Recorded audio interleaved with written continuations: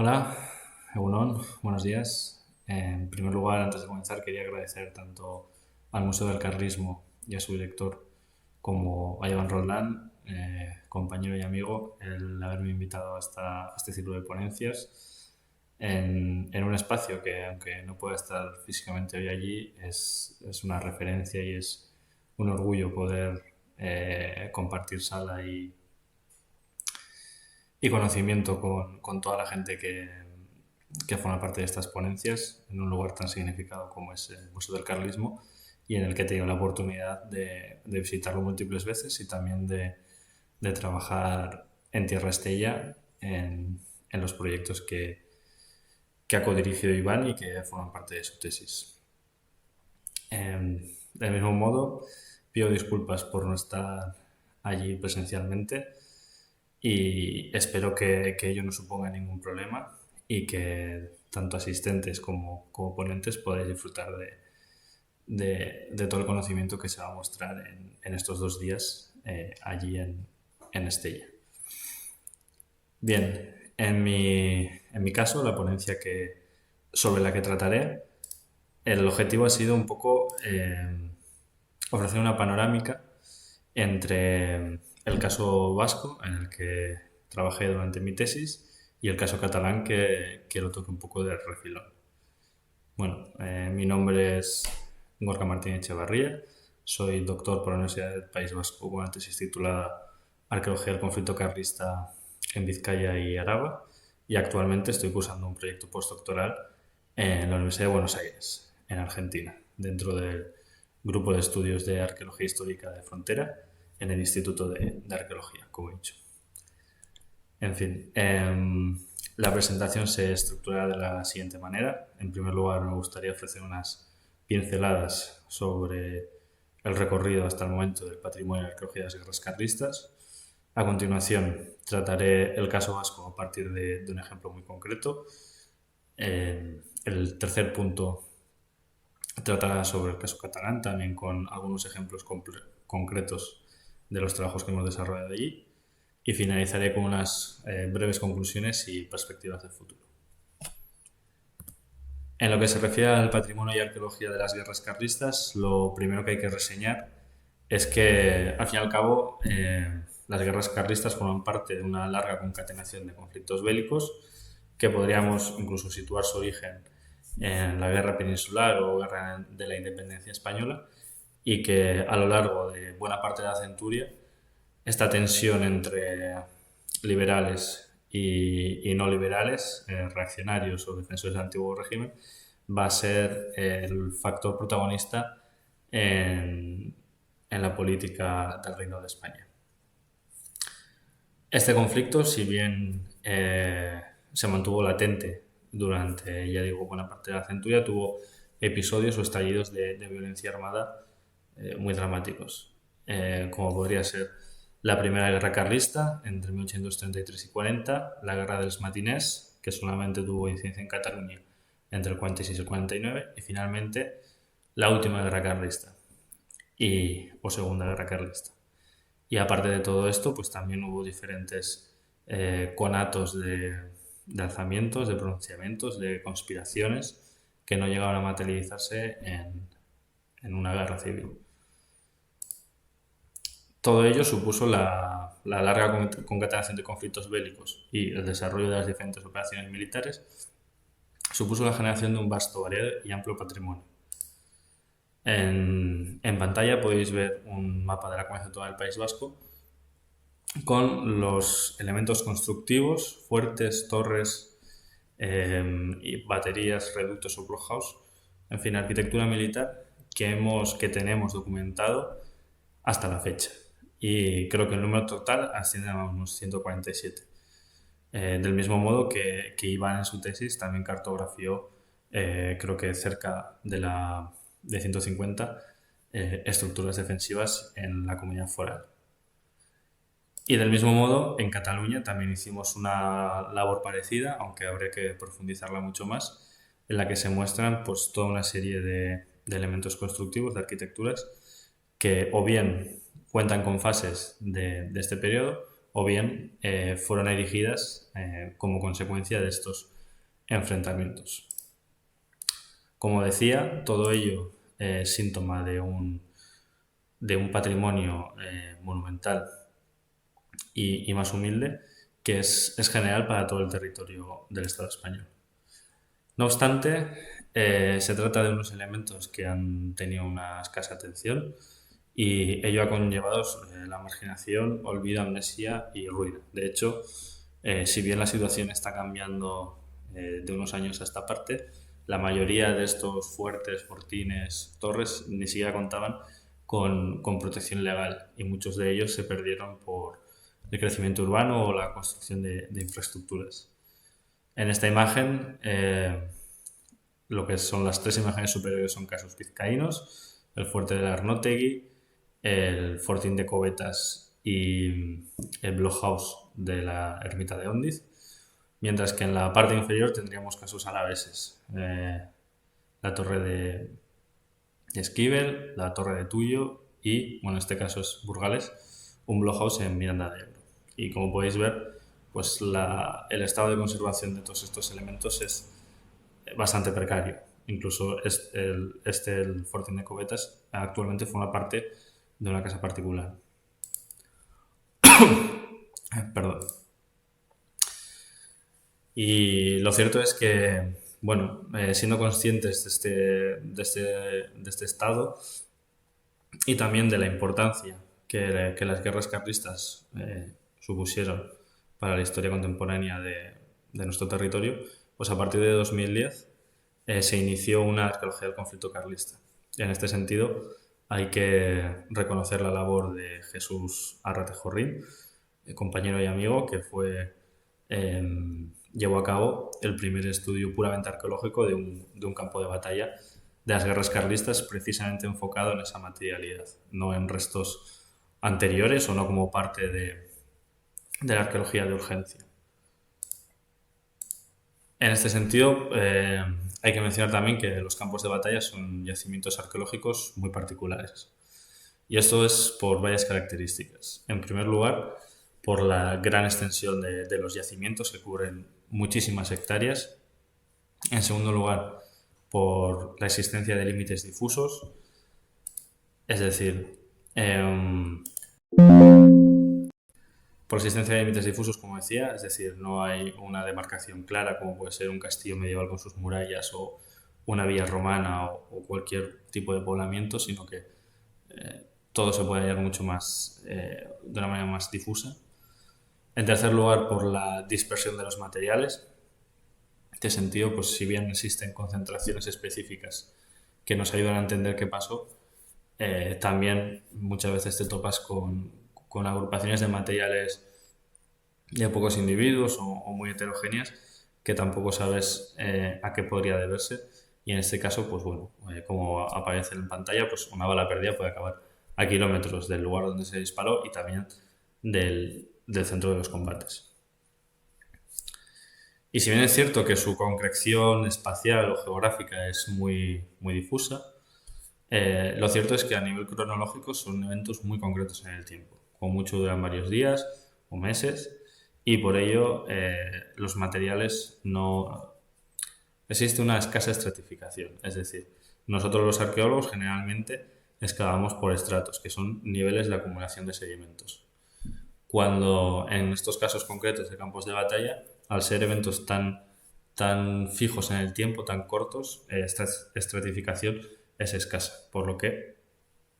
la excavación que podríamos llamar tradicional pues tiene sus limitaciones. Y por último, los objetos que recuperamos mayormente y más en esta época en la que ya la armamentística y las municiones son de matriz metálica, pues la mayoría de los objetos que recuperamos son de pequeño tamaño y de metal. Por ello, la herramienta que solemos emplear en este tipo de contextos, como veis en pantalla, pues suele ser el uso científico y autorizado del detector de metales. En estas imágenes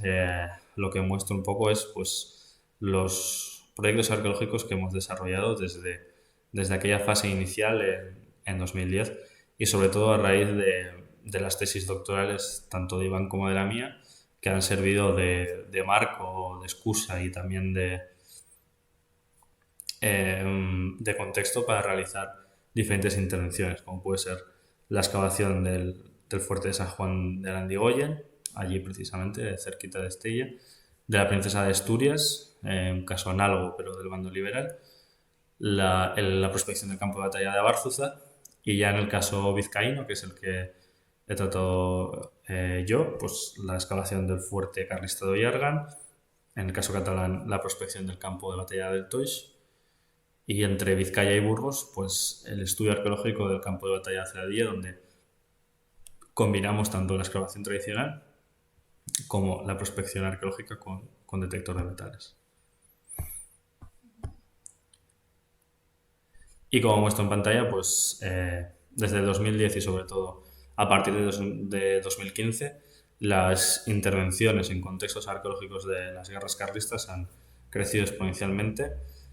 Y en pantalla, bueno, se pueden ver los casos de Somorrostro, Abárzuza, los fuertes comentados anteriormente, pero también acciones de otro tipo, como la del Montabril, la batalla de Peñacerrada o Luchana, y un largo etcétera que esperamos que siga sumándose. En lo que se refiere al caso vasco, hablaré de un ejemplo bastante paradigmático, además, tanto por sus características históricas del momento como por su situación actual y la historiografía de sus intervenciones. Se trata del campo de batalla de Somorrostro. Simplemente, en algunas pinceladas, se contextualiza históricamente en el asedio carlista de Bilbao entre enero y mayo de 1874. Da lugar este asedio a lo que se conoce como la campaña de Somorrostro, en la que el ejército liberal trata de romper la línea de asedio carlista, y estos, a su vez, construyen y diseñan y construyen un campo atrincherado, gracias al cual logran detener dos ofensivas liberales, alargando de esta manera la campaña hasta esos 3 meses que habla en el primer epígrafe. En esos 3 meses se dieron tres importantes batallas. La primera, la batalla del Montaño, que resulta en una victoria carlista. La segunda, la batalla de San Pedro Abanto, también victoria carlista, aunque con pérdidas importantes en ambos bandos. Y finalmente la última, entre abril y mayo, que constituye la victoria final liberal y el final del asedio de Bilbao por la retirada del ejército carlista. Es una de las campañas más masivas de la Segunda Guerra Carlista, con un progresivo incremento de fuerzas y recursos por ambos bandos. Como bueno, las cifras en este caso siempre son hipotéticas, pero bueno, en pantalla se puede ver ese progresivo aumento de los soldados participantes y de toda la logística que ello conlleva. A nivel arqueológico, como comentaba anteriormente, el campo de batalla de Somorrostro también fue el primer caso de arqueología del conflicto carlista puramente centrado en la materia de este episodio histórico, y también con una metodología específica para este tipo de casos. Y nuevamente pues fue Jesús Ángel Arratejorrín y su equipo quienes iniciaron estas labores en 2010 y 2012. En el año 2020 nosotros mismos, en el marco de mi tesis, realizamos una pequeña excavación en una trinchera en el barrio de Murrieta. En 2020, que me parece que después Lourdes nos podrá contar sobre ello, se descubrió y exhumó una fosa de soldados del batallón de cazadores, siendo además el primer caso de restos antropológicos hallados de la Segunda Guerra Carlista de combatientes. Entre 2020 y 2021 se hicieron unas prospecciones con motivo de la construcción del nuevo parque tecnológico de Ezkerraldea, y finalmente este año, hace muy poquito, hemos desarrollado y terminado unas prospecciones con detector de metales con motivo de la construcción de una variante en esta misma zona. Como veis, se trata de un caso de estudio en el que las investigaciones si bien de manera esporádica y salteada, llevan más de 10 años en marcha. Y todas estas intervenciones, lo cierto es que han dado lugar a una importante recuperación de restos materiales, caso paradigmático, la fosa de Pucheta, y también a un conocimiento bastante profundo de lo que puede ser la arqueología de los campos de batalla de la Segunda Guerra Carlista. A raíz de todas estas intervenciones se ha constatado la existencia de un campo de batalla inmenso y realmente complejo, en el que se superponen diferentes fases de las diferentes batallas, en el que también se han recuperado muchísimos materiales y muy variados cronotipológicamente, desde casquillos, balas tipo Remington, tipo Le Facheux, fragmentos de artillería Krupp e incluso proyectiles enteros sin estallar y un largo etcétera. Como decía, se ha podido constatar o ascribir ciertas materialidades a diferentes batallas, pero también a diferentes fases dentro de cada batalla, como pueden ser ataques artilleros seguidos de tiroteos entre la infantería. No obstante, también hay que resaltar que existen unas graves afecciones, entre ellas la gran planta gasera de Petronor, el viaducto hacia Cantabria, el parque tecnológico mencionado anteriormente y bueno, crecimiento urbano que es natural y lógico en este área. Pero a pesar de ello, lo cierto es que se han hallado materiales en contexto en cada una de todas las intervenciones mencionadas anteriormente y es presumible que esto siga ocurriendo, que se sigan encontrando materiales en las diferentes intervenciones que se desarrollen posteriormente.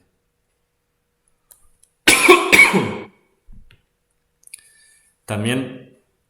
todo ello nos hace ver, constata la conservación de la cultura material de este campo de batalla y por extensión de todo el contexto arqueológico.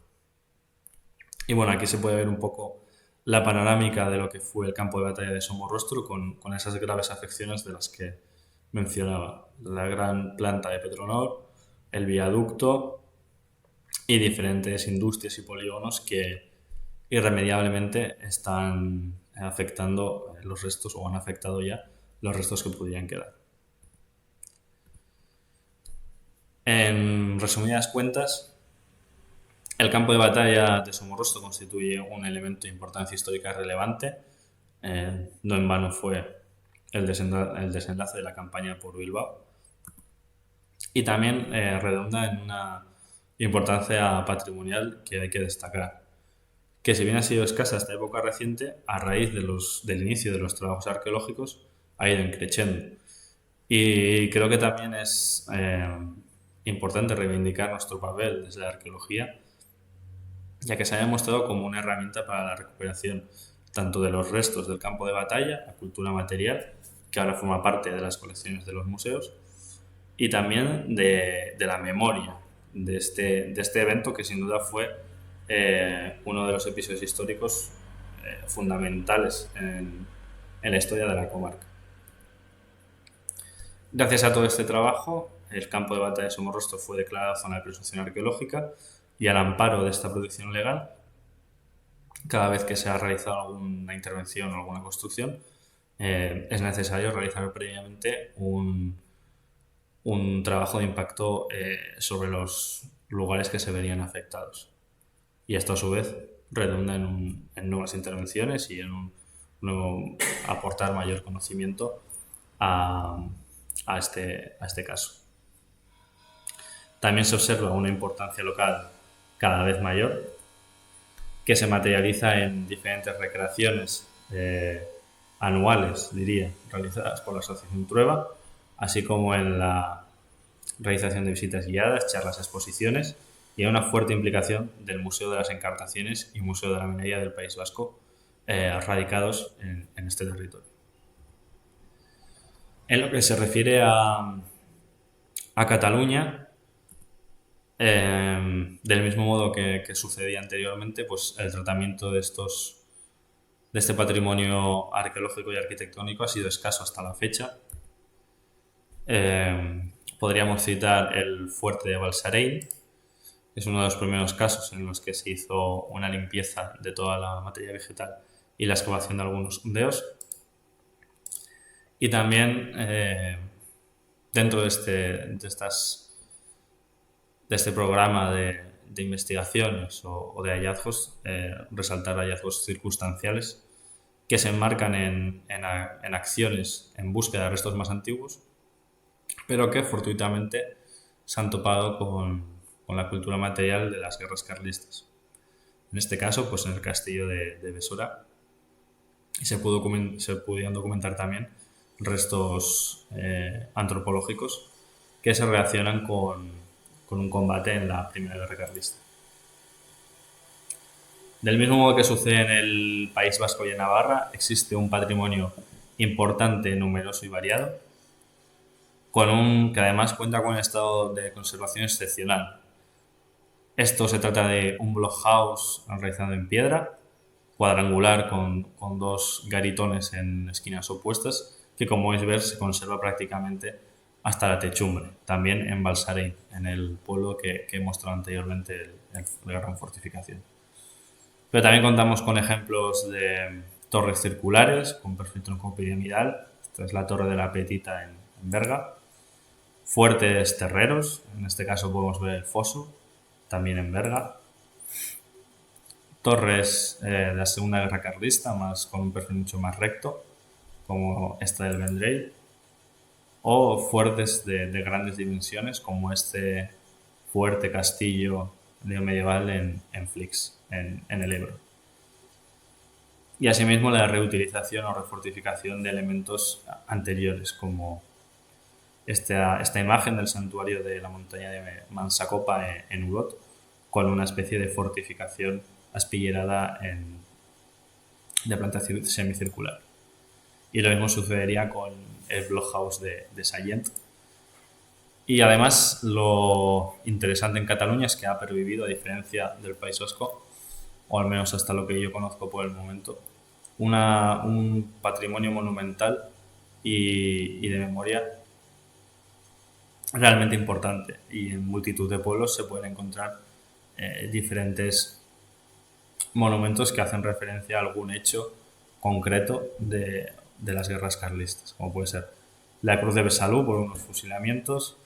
este obelisco en Granollers por una entrada de las tropas carlistas, esta escultura realmente llamativa de Ripoll, o el monolito y panteón de San Joan de las Abadesas, en el que actualmente el ejército de España continúa realizando ofrendas florales cada aniversario. Y como decía, pues se trata de un patrimonio muy variado, en el que podríamos citar torres de telegrafía óptica fortificadas, fortines, campos de batalla y la reutilización de elementos previos como castillos, iglesias o ermitas. No obstante, a pesar de la existencia de este patrimonio, las intervenciones realizadas hasta la fecha han sido muy escasas. En este caso me refiero a aquellos estudios que han incidido en yacimientos de esta cronología con un programa de estudios propio, centrado en esta cronología. Y además las intervenciones que se han realizado hasta la fecha, se han realizado desde la Universidad del País Vasco, tanto en una estancia que realicé durante mi tesis doctoral allí en el grupo de IZPATRI de Dialéctica del Patrimonio, como otras que vinieron posteriormente. En este caso intervenimos el campo de batalla del Toix, de la Segunda Guerra Carlista, el de Pras de Lluçanès, también de la Segunda Guerra Carlista, y recientemente hemos desarrollado una primera campaña en la batalla de Gra, en Lleida, de la Primera Guerra Carlista, de la que luego podré extenderme un poco más. En este caso, se pueden ver algunas imágenes del desarrollo de los trabajos, que lo interesante ha sido comprobar cómo las dinámicas, tanto materiales como de historia militar, cambian entre el Teatro del Norte y el Teatro catalán. En este caso, en Gra, se trata de un molino que fue reutilizado, entendemos, durante la batalla como punto fortificado, y todavía hoy se pueden observar marcas de impacto de los tiros de la batalla. Más imágenes sobre la batalla de Presteyusanés que también pudimos estudiar. Y en este caso nos hemos encontrado con un grave problema que, bueno, sí que es general, ¿no? El tema de los detectores de metales y el expolio arqueológico lamentablemente está presente en todas partes. Pero aquí hemos tenido la complicación de que a nosotros, desde los grupos de investigación o los investigadores interesados en este tipo de contextos, hemos tenido problemas para lograr autorizaciones arqueológicas del Servei de Patrimonio de la Generalitat de Cataluña para poder desarrollar nuestro trabajo de manera autorizada y científica. A lo que se suma, como decía, el detectorismo y el expolio, que continuamente va causando una pérdida de información sustancial a un patrimonio que, además, en este caso nos encontramos con dificultades para poder intervenir con las mayores garantías posibles. Como decía, el expolio arqueológico en Cataluña constituye un grave problema. A esto se le suma una escasa protección legal del patrimonio arqueológico y arquitectónico de las guerras carlistas, sobre todo en lo que se refiere a campos de batalla, que por las características que mencionaba anteriormente, pues son lugares o yacimientos arqueológicos que no suelen ser considerados dentro de los inventarios patrimoniales y de la legislación patrimonial de las comunidades autónomas. Todo esto redunda en tanto en la pérdida de información y de datos, que podríamos decir científicos o académicos, como en la pérdida de la memoria de una parte fundamental de la historia local. Y por último, pues también se debe resaltar la posibilidad del tráfico de antigüedades, que bueno, si cualquiera abre Wallapop, pues puede encontrar restos arqueológicos que claramente han sido expoliados, prácticamente de cualquier cosa, pero sobre todo de contextos, bueno, de arqueología del conflicto o de lugares militares de cualquier parte, como decía. Y también es cierto que es un problema difícil de atajar, porque bueno, al campo pues, no se le pueden poner puertas, los recursos que se destinan son bastante mínimos para cubrir extensiones de territorio muy amplias y en la mayoría de los casos pues suelen quedar impunes. En este caso, en Cataluña actúan tanto los agentes rurales como el Servicio de Patrimonio de la Generalitat y también de los Mossos d'Esquadra, el Servicio de Patrimonio Cultural, para tratar de atajar este grave problema y al mismo tiempo velar por la correcta realización de los trabajos arqueológicos. En el caso de las intervenciones regladas, como decía, existe una reticencia que nosotros mismos hemos sufrido de las instituciones públicas a conceder autorizaciones cuando se usa un detector de metales. A nivel particular, pues bueno, ha supuesto toda una negociación y tratar de conseguir estas autorizaciones, porque sin ellas evidentemente no podemos trabajar, debido a la demonización que tiene esta herramienta, pero que al fin y al cabo es una herramienta y nosotros la usamos de manera científica y de manera reglada. A lo que además se suma lo que podría ser un efecto llamada a través de los medios de comunicación que se hacen eco de nuestros trabajos o de las propias redes sociales que nosotros manejamos, en la cual, pues bueno, muchos detectoristas tratan o piden permiso, nos escriben queriendo participar y siempre se trata de una posición complicada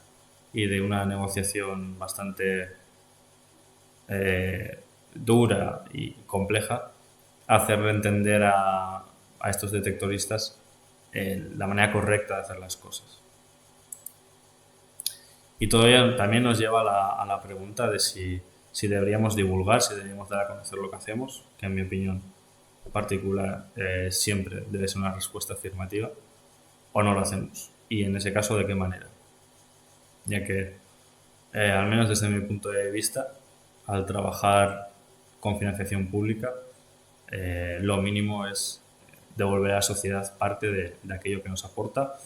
o devolverles, hacerles partícipes de los descubrimientos realizados con su financiación. Y finalmente, pues también resaltar que todo esto tiene un lado positivo que se concreta en un aumento de la ciencia ciudadana y de la arqueología participativa. En el caso concreto de Cataluña, me gustaría hablar un poco sobre un caso concreto, excepcional, no por nada en particular, sino porque la intrahistoria del yacimiento ejemplifica un poco todas las problemáticas de las que estamos hablando. Se trata del campo de batalla de Gra, en un pueblo de Gra muy pequeño, en la Segarra, en Lleida. Y en esta localidad, el 12 de junio de 1837, hubo una batalla campal bastante importante entre la expedición real carlista, que había partido de Estella y había traspasado toda la zona de Aragón a través de las batallas de Huesca, Barbastro y el paso del Cinca, internándose en territorio catalán. Y una vez dentro del Principado, las tropas liberales del Ejército Liberal de Cataluña se enfrentan a los expedicionarios, precisamente en este campo de batalla. Se trata de un campo de batalla muy desconocido hasta la fecha, que ha sido escasamente tratado. Hecho el trabajo más exhaustivo desarrollado hasta el momento era parte de un trabajo final de grado de un estudiante local, y por ello pues había un desconocimiento importante, incluso a su propia ubicación. No obstante, pues se trató de un lugar que había sido expoliado durante más de 10 años por un detectorista particular que finalmente decidió donar sus materiales a otro particular interesado en la historia de las guerras carlistas, y esta persona fue la que me contactó a mí a través de redes sociales tratando de que colaborásemos en la identificación y clasificación de las piezas. No obstante, pues como es comprensible, en primer momento yo me negué a ser partícipe de cualquier tipo de intervención de este tipo, tipificado como delito, tanto en la legislación española como la catalana. Y bueno, no obstante, pudimos, sin cerrarnos en banda, desarrollar o plantear un proyecto de intervención para adentrar en curso legal todos esos materiales que se habían expoliado y también tratar de dotarles de un contexto mediante una intervención propia que realizamos este pasado mes de octubre. Como decía, logramos realizar esa intervención arreglada con todas las autorizaciones pertinentes, y asimismo esta persona particular decidió devolver los materiales expoliados, ya fuese por coerción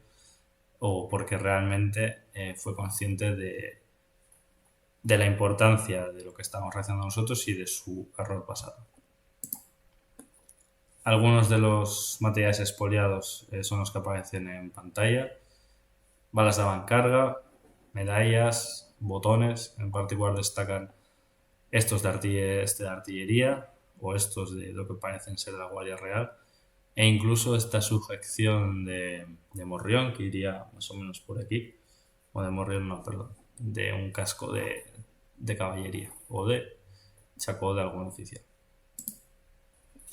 Lo curioso en este caso fue que esta persona, que decidió participar en el proyecto de manera altruista y darnos toda su documentación, como decía, lo curioso, lo interesante fue que se imprimió en una serie de mapas sacados de Google Earth, de pistas satelitales, y en cada agujero que realizaba marcaba un punto, que es lo que se puede ver en pantalla, con los hallazgos que iba realizando y separados por tipología según el color y la tipología de cada hallazgo. Como decía, nosotros desarrollamos una intervención reglada, autorizada, y también generamos nuestros propios mapas de dispersión de hallazgos, que es de la manera en la que nosotros trabajamos. Además, que podéis ver aquí en pantalla. Además, también iniciamos, como todo esto se complementó con actividades de divulgación, de las cuales pues, podemos destacar una charla en el propio pueblo, una presentación de resultados, alguna visita guiada, incluso tratamos de colaborar con voluntarios locales y también con una presencia importante en los medios de comunicación, tanto la radio como la televisión, como los periódicos locales. Y más allá de la recuperación de estos restos y de ponerlos en un contexto global y de regularizar toda esta situación, lo cierto es que este modus operandi de este delito nos va a servir también para diagnosticar qué daño puede realizar empíricamente una actividad de expolio con detector de metales en un sitio concreto. Lo que hemos hecho nosotros es, a partir de estas planillas, de estos planos, recorrer exactamente las mismas parcelas de una manera sistemática, creando transectos y redes, recuperando los hallazgos que habían quedado. De esta manera esperamos, mediante criterios estadísticos y también espaciales, ver hasta qué punto, por un lado, ver hasta qué punto un detectorista puede expoliar o cuánto daño puede causar una actividad de expolio sostenida en el tiempo en un lugar concreto, como decía, con datos empíricos, tantos elementos expoliados, tantos elementos recuperados por nosotros, y del mismo modo tratar de ver hasta qué punto podría variar la interpretación arqueológica que nosotros realizamos posteriormente. Y todo ello, pues bueno, esperamos que forme parte de un estudio que se publicará en breve, esperemos. Y finalmente, como conclusiones, simplemente resaltar que se trata de una línea de investigación de reciente creación. Como decía, apenas lleva 10 años en marcha desde las primeras intervenciones. También mencionar que existen diferentes situaciones en cada territorio, de la misma forma que dependiendo del territorio el patrimonio arqueológico también varía. Es decir,